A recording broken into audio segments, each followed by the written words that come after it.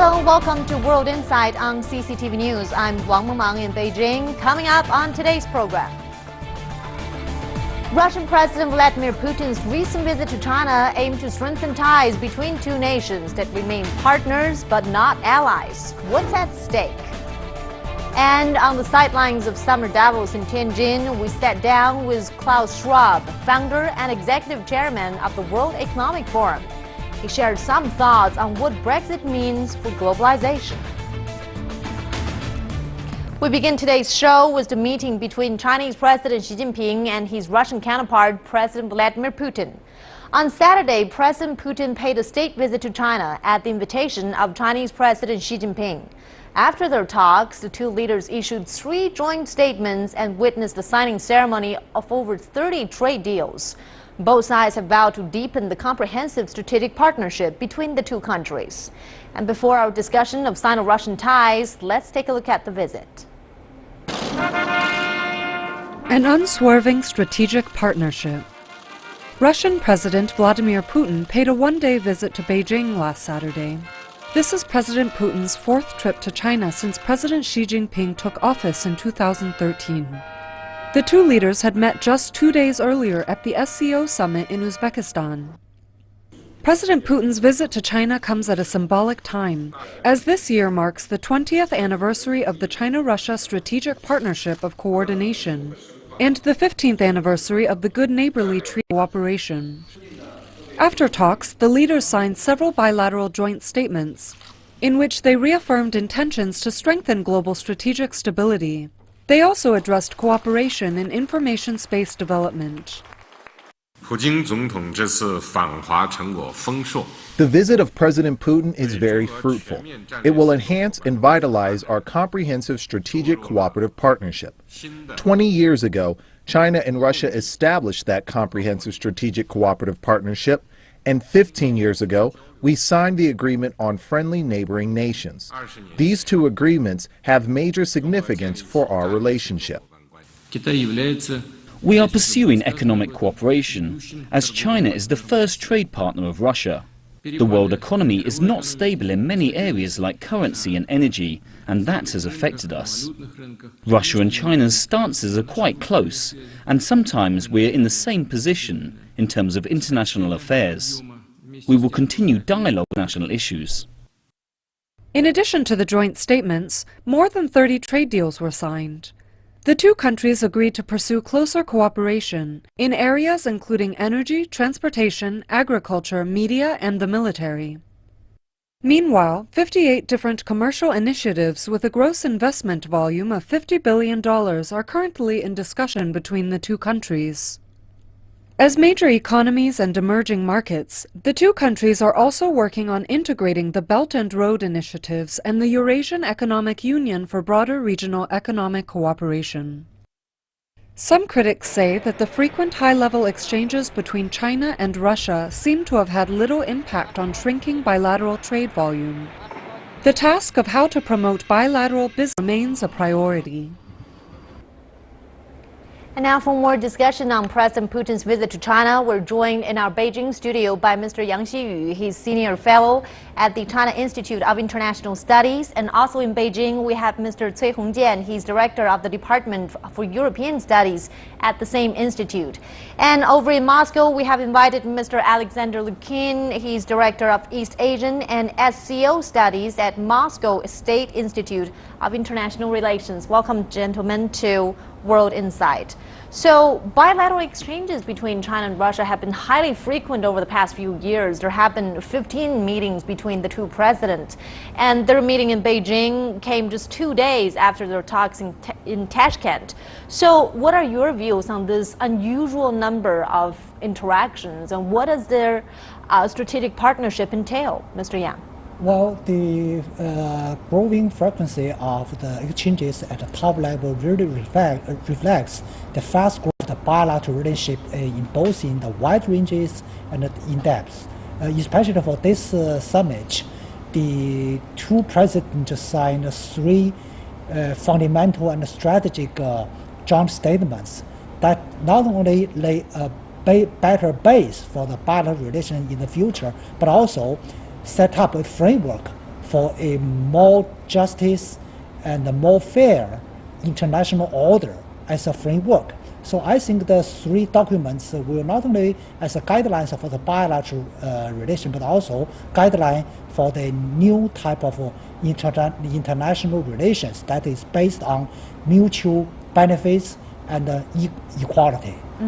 So besides having trade deals and different strategic considerations, I think the two countries are also cultivating a sense of trust between each other. So your thoughts on this, Mr. Cui?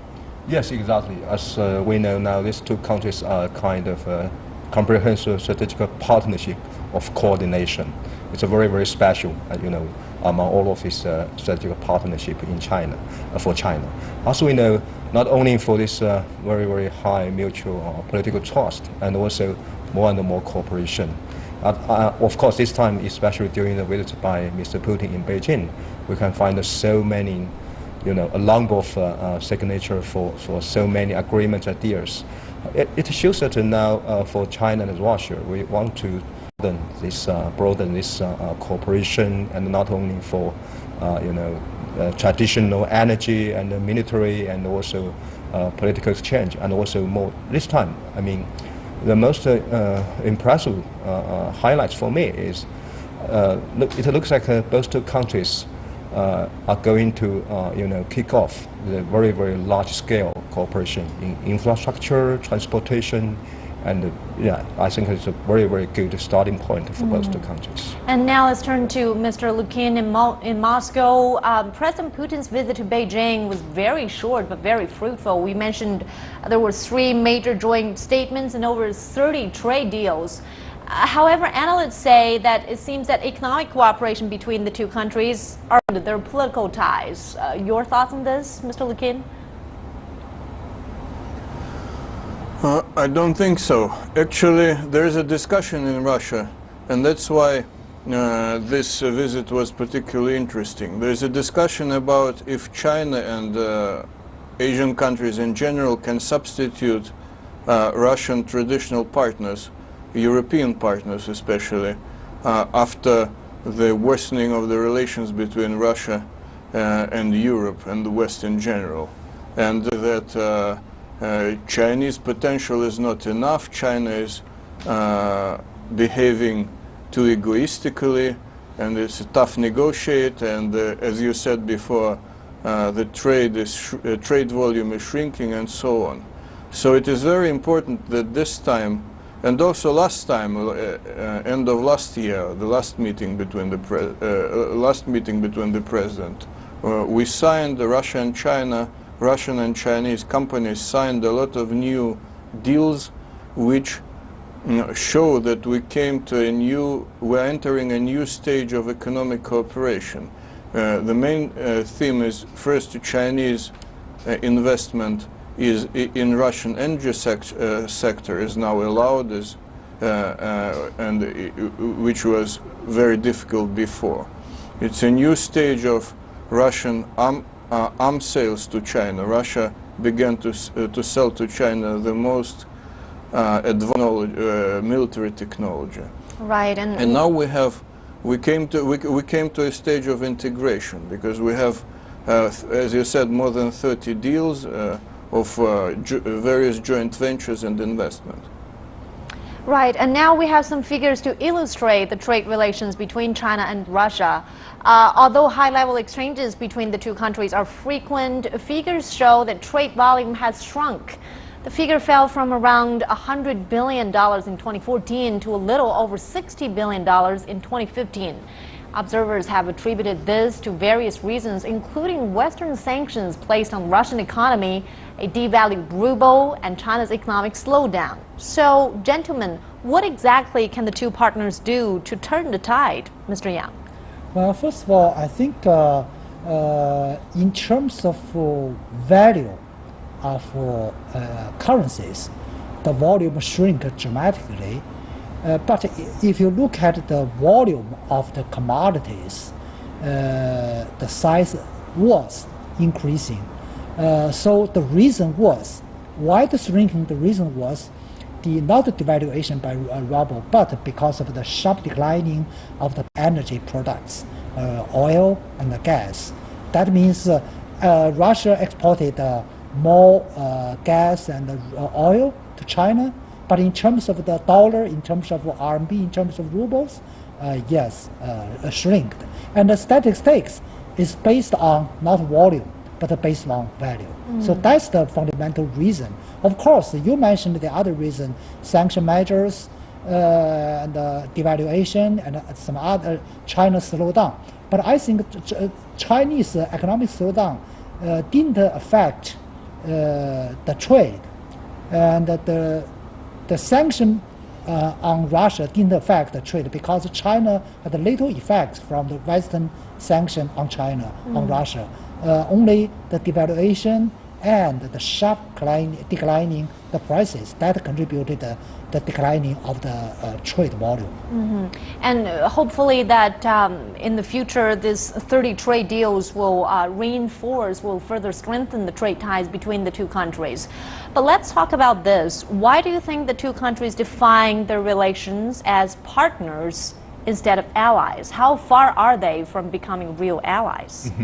It's always a hot issue, especially in Western media. So what's the nature of China-Russia relations? Is kind of alliance or some other? I think from China's perspective, always insists that there will not be any ally with China, and always for this at this moment, especially, Chinese government stressed that. We will have more partners, but not an alliance. Because as we understand, even from a Russian side, I think it takes a similar stance. I think that's the reason. The reason is because both the countries, they recognized their own responsibility as a big country. So it's so important for China and Russia to make clear that we are not alliance, we're just partners. We can work together. But we will not work together to fight against other countries. I think it's very, very important views. Why? Because once there are alliance between China and Russia, you can imagine that there's a very, very big imbalance of international strategy or international order that will give a very, very bad impact on current international order. I think that's a very, very big showcase. For China and Russia. They are a big country, but they are a big country with big responsibilities. And it seems that China and Russia have been working so closely together on a lot of regional and international issues that sometimes bilateral considerations are taking the back seat in major international meetings.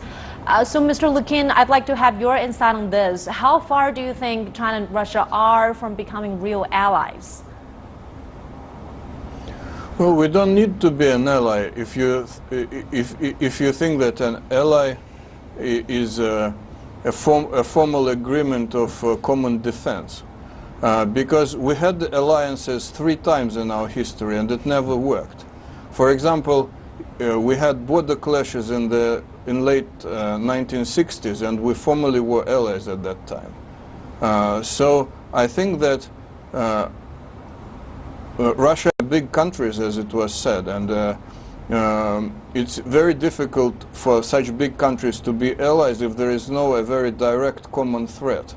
So I think that if our Western partners are going to press Russia and China further together, if they are going to threaten Russia's interest and Chinese interest, maybe sometime in the future we can think about forming an alliance, but at the moment it's not necessary.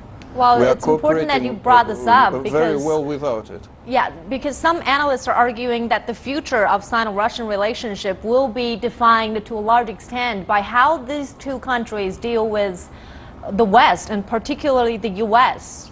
Do you agree with that?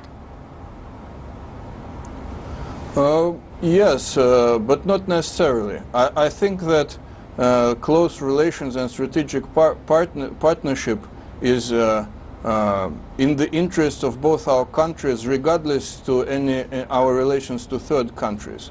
But if the U.S. And the West in general is going to endanger our interests and China's interests, this will certainly push us together, closer together, strategically. And it seems that Mr. Cui really agrees with Mr. Lukin. What he said about this relationship between China and Russia has probably little to do with their relation with the U.S. No, I don't think so. Even, of course, now we are not the alliance now at this moment, because just like Russian expert mentioned, it's not necessary at this moment.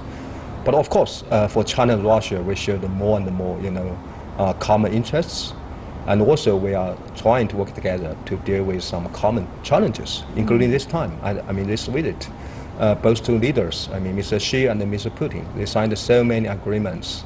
For example, they are work together to, fight against some cyber threat or some other.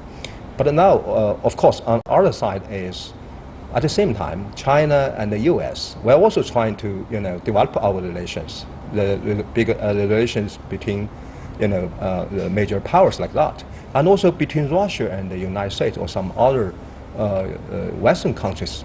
They do have their own, logic to develop their own relations. So I don't think that now it's already in a very, very dangerous time for China and Russia. We need to work together to fight against the third country, even namely United States. Yes, I agree with Mr. Lukin's real points. Yeah. What about you, Mr. Yang? Do you agree that China and Russia relations are not dependable to any third country? No, but the third country will become fast-growing strategic variables on Russia-China cooperation and coordination. First of all, I agree with our two colleagues say no need to forge alliances. For example, neither Russia nor China want to pull the relationship among big powers into back to Cold War. Yeah. We oppose to back to Cold War.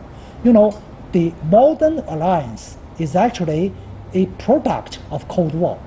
U.S. still strongly insist on alliance because they remain in Cold War mindset. But China and Moscow and Beijing, no. We are looking forward to the 21st century. We are looking forward to post-Cold War era for a new type of relationship. So no necessary. But if U.S. really the strategic pressures on Russia and China, for example, an anti-missile system against Russia and China, that will certainly increase the cooperation and the coordination between Moscow and Beijing. For example, in fact, the two presidents this time issue a very strong wording statement, joint statement regarding to the global strategic stability. The two presidents enhance the specific global determination of the global strategic stability into the general meaning because of the common threats from the U.S. But as I mentioned, both of the presidents determined to not go to the Cold War, but through the dialogues, through the negotiations, through the cooperations to prevent the world from sliding into Cold War. And the hot points now is the anti-missile system. That's why the two countries has strengthened the cooperation on this issue from both the Western Front and the Eastern Front. And if we take a look at the regional landscape, gentlemen, really what mentioned are the two regional initiatives proposed by China and Russia. China has been busy promoting the Belt and Road Initiative, aiming to enhance economic ties with countries along the route, and many of them are in Central Asia, neighboring Russia. And at the same time, Russia really wants to promote its initiative, its own initiative of the Eurasian Economic Union. Are there ways to integrate these two regional initiatives? Mr. Cui. Yeah, even at the very beginning stage, I mean, of the Belt and Road Initiative proposed by China, we are looking for integration between the initiative and the proposal by Russia of this Eurasia Economic Union, because we need to understand what's the situation that once we want to have some more economies, including Russia, to be part of Belt and Road Initiative, we need to understand what's the requirement, what's the demands from other economies, including Russia, because as we know, Russia is also very, very in that part of Europe. And also, if we have a look at the map, Russia takes a very, very important position in the Belt and Road Initiative. Of course, so this time we can find out some agreement between two governments, say that, okay, we need to have some more integration. I think one of the very, very important dynamic for more cooperation between the Belt and Road Initiative and the Eurasia Economic Union is more connectivity, which means that we need to have some more transportation connecting two countries. So this time, it's the first time to kick off the project of this high-speed rail between China and Russia. And we can imagine that once there are more connectivity by transportation, firstly, between China and Russia, and we can extend those connectivity to other countries, for example, Central Asia. Because as we know, Central Asia played so important China and Russia, because some of the pipeline or gas line will go through this part between Russia and China, and also how about this more cooperation, even in future, for example, the manufacturing, industry park, everything we can do. So I think that yes, firstly we need to have some more integration between strategies, between proposals, and then we need to have some more practical cooperation in some fields like transportation. Well, will be details when more are rolling out in the future. But Mr. Lukin, let me give you the final question. Do you see competition between these two regional initiatives? No, there's cooperation. Actually, our leaders last May signed a declaration about coordination between the two projects. Now the countries are already working on it. Of course, Russia and China can provide different things. China can invest quite a lot in the project, especially in Central Asia and also in Russia. Russia can provide some security guarantees because, for example, within Shanghai Cooperation Organization, there is a big threat of terrorism, and we should also promote stability and economic cooperation. So I think we can complement each other and work together very well with each other. There should be no competition. Of course, there can be some competition between individual companies and from Russia and China in particular areas, but no interstate competition. So two big powers are cultivating stronger ties with their own blueprints. Well, gentlemen, thank you so much for your discussion on this. Mr. Yang Xiyu, Mr. Cui Hongjian, and Mr. Alexander Lukin in Moscow. Appreciate your insight. And stay with us here on World Insight. We've got our final segment coming right up. On the sidelines of this year's summer Davos in Tianjin, we sat down with Klaus Schwab, founder and executive chairman of the World Economic Forum. He shared some thoughts on how Brexit may be a reflection of anti-globalization. Stay with us. Welcome back to World Insight. The annual meeting of the new champions, also called Summer Davos, kicked off on Sunday in North China's Tianjin city. Over 1,700 political and business leaders from more than 90 countries gathered to discuss topics including Asia's economic outlook, China's 5-year plan, and a new wave of global changes related to productivity. And this year's forum will explore the theme of the Fourth Industrial Revolution and its transformation impact. Reassuring the world. While addressing the crowd at the Summer Davos Forum, Chinese Premier Li Keqiang voiced confidence in the Chinese economy, despite last week's Brexit vote adding uncertainties to the global economy.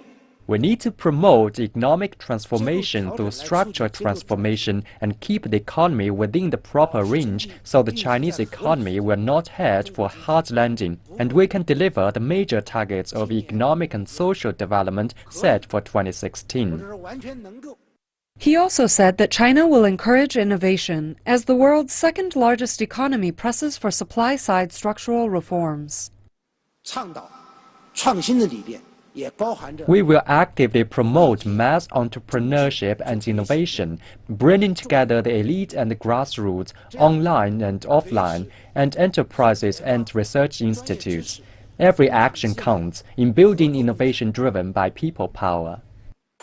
At this year's Summer Davos in Tianjin, more than 80 discussions will seek to answer questions including how the Fourth Industrial Revolution will drive economic transformation. The so-called Fourth Industrial Revolution is the rise of automation and data exchange in manufacturing technologies. It includes cyber-physical systems, the Internet of Things, and cloud computing. More than half the participants are from the business community. Others include economists, politicians, and global young leaders. We are at the foothills of what some are calling the Fourth Industrial Revolution, and it is game-changing for industry, it's game-changing for the way that we organize economic activity in societies right around the world, and that's absolutely true here in China. China now hosts more than 2,500 incubators for high-tech businesses and about 4,000 innovation bases. It saw a record startup boom in 2015, as nearly 4.5 million companies were established, up more than a fifth since last year.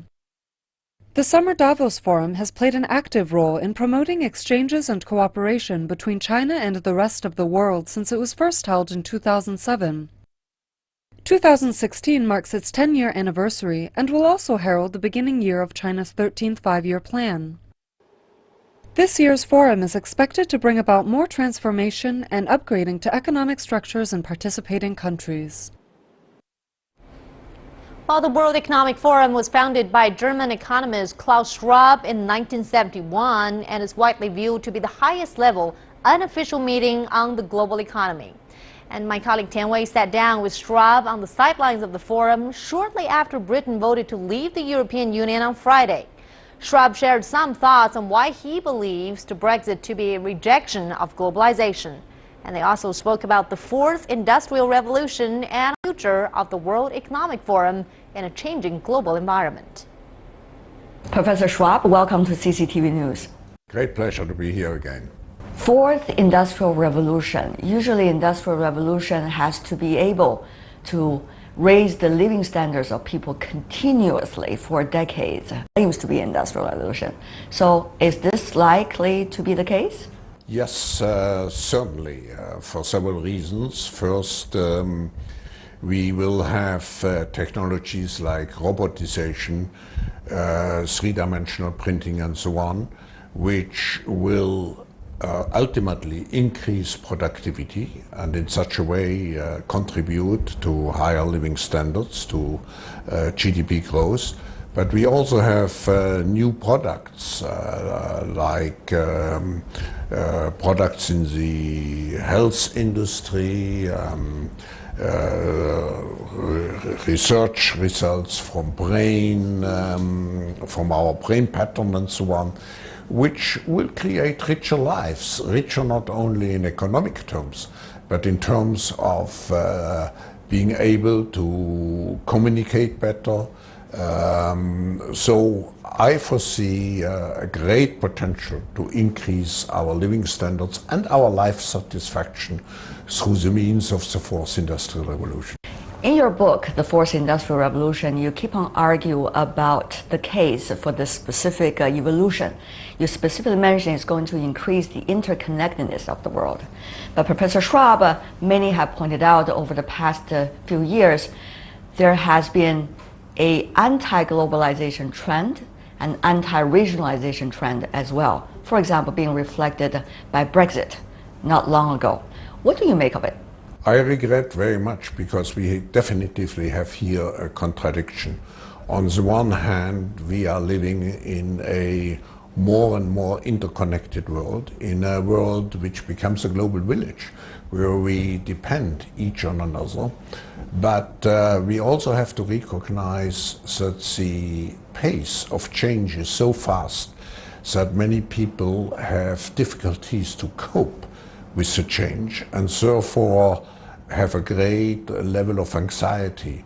And this leads to some kind of a rejection of what's going on in the world. So I would say the Brexit vote was also a sign of a de-globalization, of renationalization.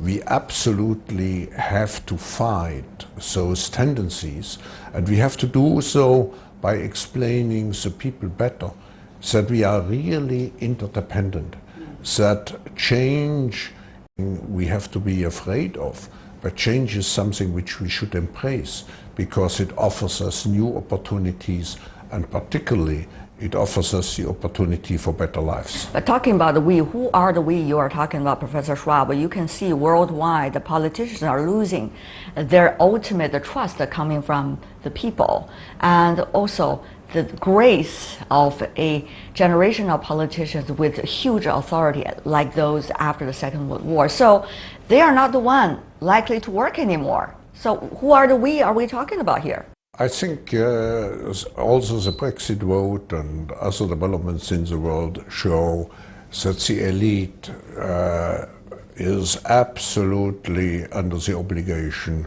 to explain better to everybody what's going on and not to lose touch with the realities. But I'm optimistic because when I talk to the young generation, and the World Economic Forum has embraced very much in many ways the young generation, I see a generation which is much more globally oriented, which is much more socially oriented, which is much more oriented towards solidarity, global solidarity. And even if you look at the British vote, it was the young generation which wanted to stay in the European Union, and it was the old, the fearful generation. The one who passed already 50 years old. Exactly. But at the same time, when we are talking about the younger generation, of course, people would argue the young people here at the World Economic Forum really are the top of the cream of their societies. It is not the elites that is the problem, it's rather how to the general public that is really the issue here. Yes, but you see also the fourth industrial revolution provides the means to every young person to leapfrog into this new world. I was, before coming here to Tianjin, I was in Shenzhen, and I heard that in Shenzhen there are over 2 million entrepreneurs. So if we create the right environment, we can give to every young people the capability and to equip him with the tools not to lose out in this new world, to much to the contrary, to carve out for him or herself a situation where he is better off than previous generations. Politicians these days, what they are thinking about mainly is about the party politics and the election politics, and also nationalism that are rising all over the world, that they want to take advantage of this tide that they are politicians themselves. So once again, all of these wonderful causes and ways of doing things, who would likely to be the main character pushing them forward? Professor Schwab. No, we have two major problems at the world at the moment. The first is that we are thinking in silos. We lose in a very complicated world the overall perspective, the grand picture. That's one challenge which we have. The other challenge is that political leaders, with the exception of some countries, are too much absorbed by crisis management. Just look at what's now happening or will be happening in Europe. How much energy is absorbed by sorting out the mess created by the Brexit decision. So here I feel the World Economic Forum has a particularly important role to remind the world first that we need collaboration, not only collaboration amongst the different countries, but that big issues can be only solved through cooperation between political leaders, business and civil society, and I underline, and the young people. Here, with what we are doing, also here, I think is very essential to close those gaps. The World Economic Forum started from Europe, and of course it's becoming such an international organization and also international events every year. But still, people think about WEF, they think about Europe. With Brexit opening the page, how important will Europe be? Many would really wonder. First, the World Economic Forum has been recognized officially as an international organization. So we are truly international. And even if I look at our members and our constituents, Europe is only 1/3.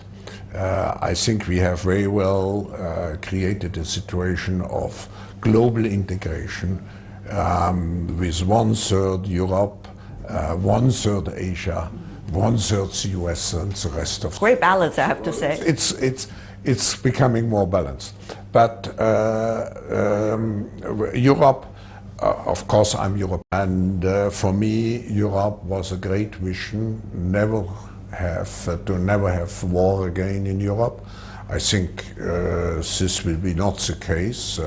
Maybe we will have economic wars, but not real wars anymore. But I'm not so pessimistic. I think there's now a lot of noise.